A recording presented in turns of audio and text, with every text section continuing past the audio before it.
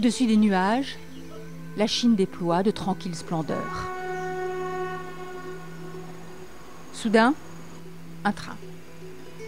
À flanc de montagne, il traverse la province du Yunnan, à 3000 km au sud de Pékin. Un train historique, réminiscence d'une époque, la ligne Yunnan-Vietnam. Une ligne imaginée et construite par les Français entre 1903 et 1910. Avant, le voyage durait 25 jours, par le train, 3 jours et demi. Un gain de temps intéressé, la France voulait drainer le commerce de la Chine vers ses protectorats et colonies d'Asie du Sud-Est. Aujourd'hui, de ce passé conquérant, demeurent sur son tracé des gares à la française. Un décor exotique pour les Chinois, ils adorent s'y faire prendre en photo, seuls ou en amoureux. C'est un endroit historique. Ce sont les Français qui l'ont construit. Les Français, pour moi, sont romantiques. Ils sont de vrais hommes du monde. Les plus anciens, eux, se souviennent des récits de leurs grands-parents. Ils se passionnent pour l'épopée française. Voici les traverses faites par les Français. On va essayer de retrouver les inscriptions. Vindel, Micheville, des noms évocateurs.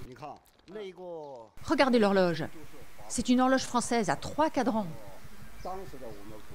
À l'époque, les gens accusaient le ministre chinois, qui avait signé avec les Français, de vendre le pays. Mais en réalité, le train a contribué au développement économique de cette région. Mais il y a eu beaucoup de morts. On disait, sous chaque traverse, il y a une vie. 12 000 morts sur les 200 000 qui construisent la voie. 80 ingénieurs français perdent aussi la vie. La dureté des conditions de travail, le climat, les épidémies font des ravages. Mais le talent des ingénieurs accomplit aussi des miracles. Ce pont, dit un arbalétrier, audacieux et intact, plus de 100 ans après sa construction, unique en son genre à l'époque. Ce pont est opérationnel, mais il fait partie du patrimoine. Je vois souvent des touristes. Un patrimoine que les Chinois mettent en valeur. Ici, la maison et le jardin restaurés d'un ancien fonctionnaire français. Les persiennes, le toit, sont à l'identique des débuts du XXe siècle. Plus loin, le long de la ligne, des ouvriers s'activent. Douane, hangars, cantines des années 20 sont remis quasiment en l'état. Regardez là-haut, c'est d'époque. On garde tout ce qui est possible.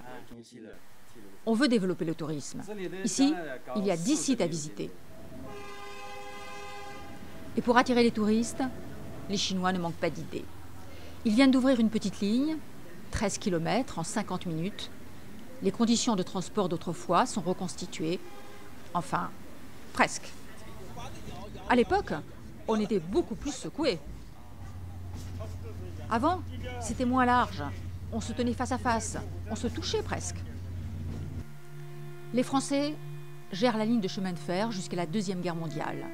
1949, les communistes arrivent au pouvoir en Chine. Ils reprennent l'exploitation. Depuis, la ligne demeure en activité. Sur ces 470 km, côté chinois, passe 1 ou 2 fois par jour un train de marchandises. Direction la frontière sino-vietnamienne. De l'autre côté du fleuve Rouge, le Vietnam. Ici encore, des maisons à la française, entièrement restaurées. Entre les deux pays, le trafic est dense, mais Vietnamiens et Chinois franchissent le pont à pied. Le train ne prend plus de passagers. Cette ligne entre la Chine et le Vietnam sera bientôt arrêtée car trop lente. Mais plus de 100 ans après sa construction, elle ne sera pas oubliée grâce aux vestiges laissés par ces ingénieurs français.